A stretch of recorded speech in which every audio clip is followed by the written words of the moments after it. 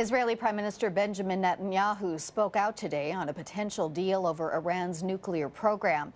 Between Iran and the 5 permanent members of the UN Security Council, plus Germany, Netanyahu says he prefers a diplomatic solution to the issue, but was emphatic in saying that the framework of the current deal will not work for Israel. We're on the firing line any way you look at it. So we need a good solution, and that's the main point.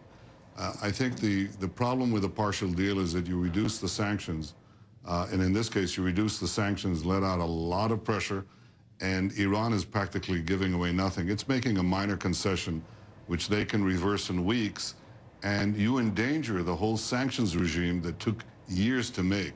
So I don't think it's a good deal. I think it's a bad deal, an exceedingly bad deal. It's going to build a separation wall in the Jordan Valley, calling it a necessary security measure. Earlier this month, Prime Minister Benjamin Netanyahu told his cabinet, "These security arrangements are important to us, so we will insist upon them, and they will certainly include many things. But first and foremost, the security border of the State of Israel will remain along the Jordan River." But here's the thing, the Jordan Valley is not in Israel, it's in the occupied West Bank. And Palestinians insist the wall is part of an Israeli eviction strategy based on the control of water. Mike Hanna reports. Only one family still lives in the village of Umm al-Oba, and this is all that remains of a cattle farming industry that once blossomed in the Jordan Valley. 84-year-old Majid Masid and his children have stayed, while more than 50 families left, squeezed out by the Israeli settlements that have been built all around.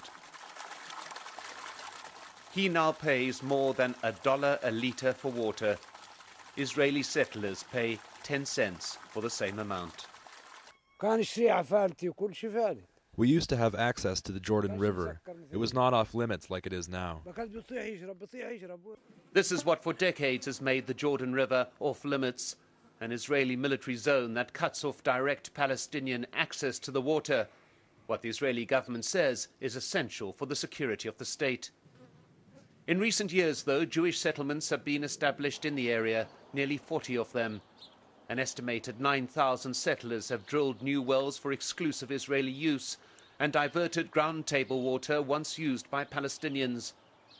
Of the more than 50 water springs mapped in the Jordan Valley, only one near Jericho is under direct Palestinian control.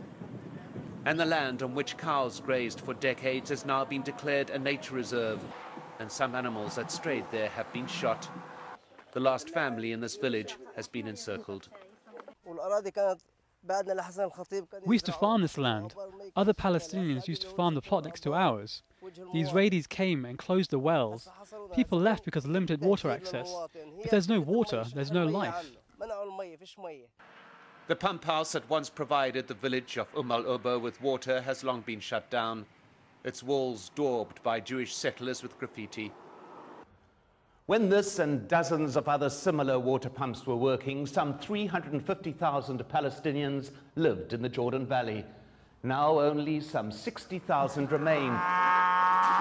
250,000 people have been driven off their lands, the primary weapon used in this forced eviction, the control of water. To those Palestinians who left and the few who remain, the separation wall now being built is not the beginning of a process, but an end. Mike Hanna, Al Jazeera, in the occupied West Bank.